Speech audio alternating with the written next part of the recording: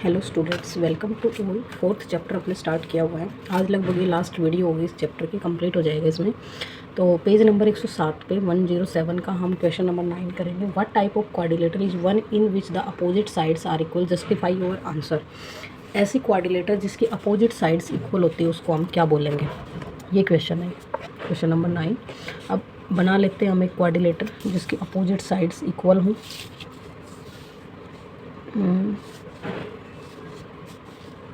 इस तरह से बना लीजिए। तीन अपोजिट साइड्स इक्वल हों जिसकी, ऐसे क्वाड्रिलेटर हमने बना ली। किसी भी तरह बना सकते हो आप, आपकी मर्जी। ये साइड इसके इक्वल है और ये वाली साइड इसके इक्वल है, ठीक है। इसको नेमिंग कर लेते हैं ABCD। अब हमें ये प्रूव करना है कि ये किस तरह की क्वाड्रिलेटरल है हमारे पास। पैरेललोग्राम है, स्क्वायर है, रेक्टेंगल है, काइट है, रोम्बस है। इस तरह से प्रूव करनी है, ठीक है। अब इसमें कुछ हिंट दिया हुआ है, वो देखिए। पर draw a diagonal and check for congruent triangles. कोई भी एक डायगोनल ड्रॉ कर लो। मान लीजिए मैंने A से C को मिला दिया, ठीक है। A से C को मिलाया, ये डायगोनल है, तो इसकी कंस्ट्रक्शन में लिख देंगे ये join A to C। A को C से मिला दिया हमने। अब अपने पास दो ट्रायंगल बनी है, एक तो ABC और दूसरी है ABC ट्रायंगल है अपने पास, और दूसरी हम लेंगे CDA, ठीक है। CDA, ठीक है। ABC एक ट्रायंगल हो गई, एक CDA ट्रायंगल हो गई हमारे पास। तो अब इसकी कॉन्ग्रुएंसी प्रूव करने के लिए हमें क्या क्या चाहिए, जो जो हमारे पास गिवन होगा सब हम इसमें यूज़ कर देंगे। जो जो साइड्स इक्वल है, जैसे AC कॉमन है यहाँ पे, AC is equal to AC जो कि कॉमन लाइन है दोनों की, ठीक है। And AD is equal to BC अपने पास, and AB is equal to DC है, AB is equal to CD। ये क्या है हमारे पास, इक्वल साइड्स जो कि गिवन थी। अब जैसे किसी भी दो ट्रायंगल की तीन कोई भी प्रॉपर्टी इक्वल हो जाती हैं तो हम बोल सकते हैं कि जो ट्रायंगल्स हैं अपने पास, ट्रायंगल ABC कॉन्ग्रुएंट हैं ट्रायंगल CDA के, ठीक है। अब अगर ये कॉन्ग्रुएंट हैं तो इनके एंगल्स देखिए। यहाँ पे एंगल मान लेते हैं हम इसको 1 2 3 और 4, ठीक है। एंगल 1 2 3 4 मान लिए। अब देखो, यहाँ से ये ट्रायंगल और यहाँ से ये ट्रायंगल, तो ये angle 1 is equal to angle 4 के होगा बाई CPCT रूल से, और angle 2 is equal to angle 3 होगा, क्योंकि यहाँ से कट होके ये ऐसे घूम के इस ट्रायंगल के ऊपर। कॉन्ग्रुएंसी का मतलब होता है कि एक ट्रायंगल दूसरे के ऊपर आप रख दो तो वो एक दूसरे को कवर कर ले इस तरह से। और यहाँ देखो, ट्रायंगल का नाम B और D बीच में आएंगे, A आगे का एंगल है और इधर C, तो ये कोना इस कोने पे जाएगा। जब ये टिल्ट होके घूमेगा तो ये वाला कोना इसके ऊपर जाएगा। इसलिए angle 1 is equal to angle 4 होगा, angle 2 is equal to angle 3 होगा, और CPCT रूल से हो जाएगा common parts of congruent triangles, ठीक है। तो अब हम ये बोल सकते हैं, देखिए कि ये इस लाइन को अगर मैं ऐसे आगे बढ़ाऊँ तो ये एक स्ट्रेट लाइन है, यहाँ पे एक स्ट्रेट लाइन है, ठीक है। और ये एक ट्रांसवर्सल लाइन इसको काट रही है, ठीक है। ट्रांसवर्सल जब लाइन काटती है तो उसके अपोजिट साइड बनने वाले एंगल अगर इक्वल हो जाते हैं, इंटीरियर अपोजिट एंगल्स अगर इक्वल हो जाते हैं, अल्टरनेट इंटीरियर एंगल्स अगर आपके इक्वल हो जाते हैं, तो हम बोल सकते हैं कि ये दो लाइन हैं पैरेलल है और ये इसकी ट्रांसवर्सल लाइन है, बोल सकते हैं ऐसे हम। तो देखिए, AB पैरेलल होगा CD के, एंड AD पैरेलल होगा BC के, and AC is a transversal line. AC is a transversal line. So we can say this is a parallelogram.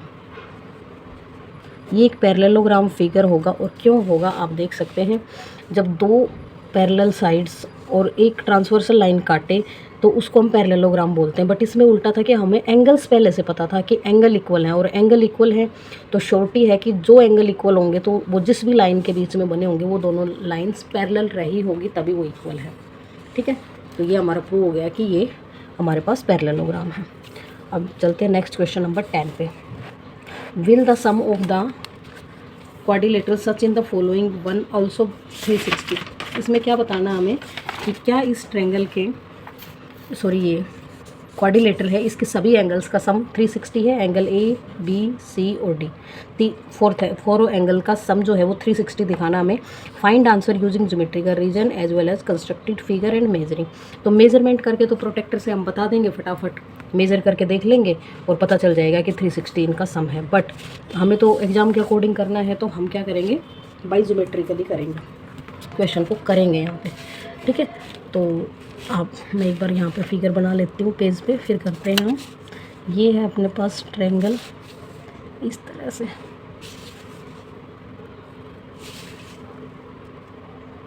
तरह से ट्रायंगल बनी हुई है। नेमिंग कर लेते हैं जो यहाँ पे दे रखी है उसी के अकॉर्डिंग, ए बी सी और इसको डी बोल रखा है। ये 4 एंगल्स हैं और हमें प्रूव करना है कि ये सारे के सारे का जो सम होगा वो 360 आएगा। तो पहले तो कंस्ट्रक्शन कर लो, जॉइन बी टू डी, ये कंस्ट्रक्शन कर लो पहले। यहाँ से बी को डी से ज्वाइन करवा दो। जैसे ही बी को डी से ज्वाइन करवाया, ज्वाइन क्यों करवाया हमने, क्योंकि 2 ट्रायंगल्स बन जाएंगे और ट्रायंगल से कॉन्ग्रुएंसी प्रूव करके हम क्वेश्चन को इजीली सोल्व कर पाएंगे, ठीक है। अब एंगल्स का नाम दे लेते हैं। ये एक अलग ट्रायंगल बन गई, triangle A D B and triangle B D C. एक ए बी डी ये वाली ट्रायंगल और दूसरी है बी डी सी इधर वाली ट्रायंगल, ठीक है। अब इन एंगल्स के नेमिंग दे लेते हैं 1 2 3 4 और ये तो सिंगल ही है, ए और सी इनको यही नाम रख लेंगे।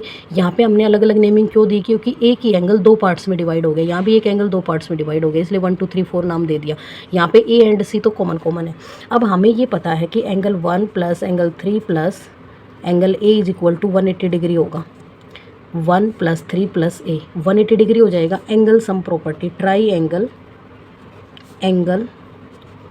सम प्रॉपर्टी, ये हम डेली क्वेश्चंस कर ही रहे हैं, ये प्रॉपर्टी आपको पता ही होगी, इक्वेशन 1 मान लेंगे। इसी तरह से दूसरी तरफ angle 2 + angle 4 + angle C is equal to 180 degree, equation 2 और रीजन सेम रहेगा इसका। अब क्या करेंगे, दोनों इक्वेशंस को जोड़ देंगे, एडिंग 1 and 2। जब भी हम किसी इक्वेशंस को ऐड करते हैं तो लेफ़्ट साइड लेफ़्ट में ऐड होती है एंड राइट साइड राइट में ऐड होती है।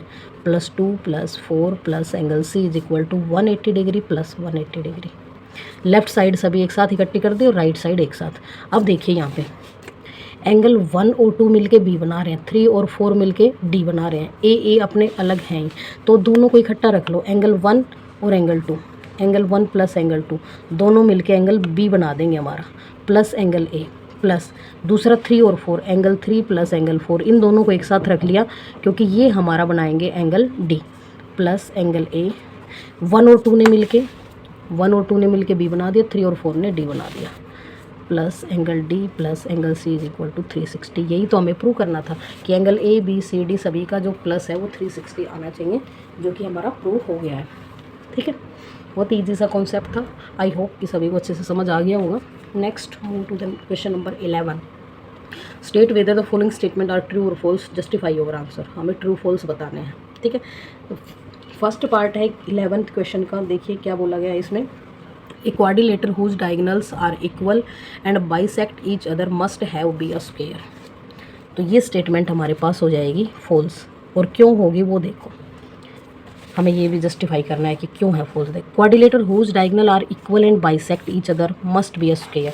किसी भी स्क्वायर को, स्क्वायर की प्रॉपर्टी होती है हमारे पास कि उसके जो डायगोनल्स होते हैं वो बाइसेक्ट भी करते हैं और वो 90 डिग्री के एंगल पे बाइसेक्ट करते हैं। ये कंडीशन इसमें नहीं दे रखी, इसमें सिर्फ बोला गया है कि इक्वल है एंड बाइसेक्ट करते हैं। 2 बात तो बता दी, तीसरी नहीं बताई। जब तक ये नहीं बोला जाएगा कि 90 डिग्री पे कट कर रहे हैं एक दूसरे के, तब तक हम नहीं मान सकते कि ये स्क्वायर होगा, क्योंकि इक्वल तो रेक्टेंगल में भी होते हैं और बाइसेक्ट भी करते हैं रेक्टेंगल में, ठीक है। इसलिए ये हमारा फॉल्स हो गया। नेक्स्ट पार्ट देखते हैं, 11th क्वेश्चन का part 2। Quadrilateral having 3 right angles must be rectangle. बोला गया है कि कोई भी एक क्वाड्रिलेटर जिसके 3 एंगल 90 डिग्री होते हैं, 3 ऑलरेडी 90 दे रखे हैं, ट्रू है ये स्टेटमेंट।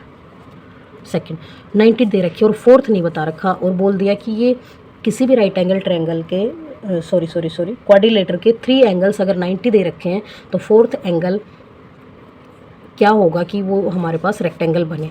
तो फोर्थ भी 101% 90 डिग्री होगा, क्योंकि 360 माइनस तीनों का एडिशन 270 हम माइनस करेंगे तो 90 डिग्री ही आएगा। तो ये ज़रूरी कंडीशन हो गई कि अगर 3 एंगल्स हमारे पास 90 डिग्री हैं तो फोर्थ भी 101% 90 डिग्री आएगा, इसलिए ट्रू स्टेटमेंट है। और जैसे ही 90 आएगा तो ये एक रेक्टेंगल बन जाएगी। इसी तरह से स्क्वायर में भी होते हैं सारे 90, तो स्क्वायर को भी हम एक रेक्टेंगल बोल सकते हैं। ठीक है, square is also known as rectangle in special case. Third part देखिए, a quadrilateral whose diagonal bisect each other must be a parallelogram. तो ये बात तो बिल्कुल ही ट्रू है, क्योंकि पैरेललोग्राम हमारे पास कुछ इस तरह की होती है, इसके जो डायगोनल्स होते हैं वो बाइसेक्ट करते हैं, ये बात ठीक है पैरेललोग्राम की। तो इस तरह से एक पैरेललोग्राम बना के दिखा देंगे, उसके जो डायगोनल्स हैं वो बाइसेक्ट करेंगे ही करेंगे, क्योंकि बाइसेक्ट तो रेक्टेंगल के भी करते हैं, स्क्वायर के भी करते हैं, बट ये सारी जो भी टाइप्स हैं वो पैरेललोग्राम के अंदर समा जाती हैं। और इनमें सब में अपनी एक अलग प्रॉपर्टी होती है, जैसे स्क्वायर के 90 पे कट करते हैं उस तरह के अलग से नहीं बता रखी। तो पैरेललोग्राम की तो ये प्रॉपर्टी होती है, और बाकी सारे ये फिगर्स पैरेललोग्राम के अंडर ही आते हैं। क्वेश्चन पार्ट नंबर 4 देखिए, a quadrilateral whose diagonals are perpendicular to each other must be a rhombus. ये स्टेटमेंट हमारी फॉल्स हो जाएगी कि ज़रूरी नहीं है कि परपेंडिकुलर हो वो सभी रोम्बस ही हों। ठीक है, रोम्बस हमारे पास इस तरह की प्रॉपर्टी फिगर होती है तो इसने बोल रखा है कि ज़रूरी है कि वो रोम्बस ही होगा, बट स्क्वायर जो होता है हमारे पास उसके डायगोनल्स भी तो 90 डिग्री पे काटते हैं। ठीक है, तो ये ज़रूरी नहीं है कि सिर्फ रोम्बस ही है जिसके 90 डिग्री पे कट करेंगे। रोम्बस के 90 डिग्री पे कट नहीं करेंगे, क्योंकि रोम्बस की इस तरह के फिगर को भी हम रोम्बस बोल सकते हैं। तो यहाँ पे ये 90 डिग्री नहीं बन रहा। ठीक है, फिफ्थ पार्ट है हमारे पास, a quadrilateral in which the opposite angles are equal must be a parallelogram. बिल्कुल इस तरह के तो बहुत सारे क्वेश्चन हमने किए हैं। ये रहा पैरेललोग्राम अपना, ट्रू है ये स्टेटमेंट। पैरेललोग्राम के जो अपोजिट एंगल्स होते हैं, कल ही हमने इतने सारे क्वेश्चंस किए थे, तो उसके अपोजिट एंगल्स इक्वल होते हैं। ठीक है, ये तो पैरेललोग्राम की प्रॉपर्टी ही होती है, याद होगी तो हम डायरेक्ट लिख पाएंगे। A quadrilateral in which all the angles are equal in a rectangle. A quadrilateral in which all the angles are equal in rectangle. ठीक है, ये भी ट्रू स्टेटमेंट है कि एक ऐसा क्वाड्रिलेटर रेक्टेंगल में सभी एंगल्स इक्वल होते हैं। तो बिल्कुल इक्वल होते हैं, सारे 90 डिग्री होते हैं। तो इसमें कुछ समझाने वाली बात नहीं है कि सारे जो एंगल्स होते हैं वो 90 डिग्री के हमारे रेक्टेंगल में होते हैं। नेक्स्ट है part number 7, isosceles trapezium are parallelogram. ये स्टेटमेंट गलत हो गई अपनी, तो इसको हम लिखेंगे फॉल्स है। क्यों? क्योंकि ट्रेपेजियम इस तरह के फिगर को बोलते हैं। देखो, ट्रेपेजियम में इस तरह का फिगर होता है जिसमें ये दोनों साइड्स तो पैरेलल होती हैं और ये दोनों इक्वल होती हैं। ये दोनों एक दूसरे के पैरेलल होती है, ये इक्वल होती है। और पैरेललोग्राम तो इस तरह का फिगर होता है जिसमें ये वाली साइड इसके इक्वल होती है और ये वाली साइड इसके इक्वल होती है। बट ट्रेपेजियम में क्या होता है कि दो तरफ की साइड तो इक्वल होती है, ये इक्वल हो या ना हो उससे कोई गारंटी नहीं है, पैरेलल होती हैं। इक्वल का कुछ नहीं पता हमें होती हैं या नहीं होती है। ठीक है, तो पैरेललोग्राम में तो अपोजिट साइड्स का इक्वल होना कंपलसरी है, ट्रेपेजियम में नहीं है। तो ये स्टेटमेंट अपनी फॉल्स हो जाएगी कि ट्रेपेजियम पैरेललोग्राम नहीं हो सकता। चैप्टर नंबर 4 आज हमारा समाप्त हो गया है। आई होप कि अभी तक सभी बच्चों ने सीरीज़ से सारी वीडियोस देख ली होंगी। 4 चैप्टर हम कंप्लीट कर चुके हैं। अगर पीछे से किसी में भी कोई भी क्वेरी हो तो आप कमेंट कर सकते हैं। आपकी कोई और अगर एक्स्ट्रा क्वेरी हो तो आप कमेंट कर सकते हैं, आपकी क्वेरी का सॉल्यूशन मिलेगा आपको डैम शो। एंड अगर आपको मेरे स्मॉल एफर्ट्स पसंद आ रहे हैं तो do like share and subscribe my channel. Thanks for watching.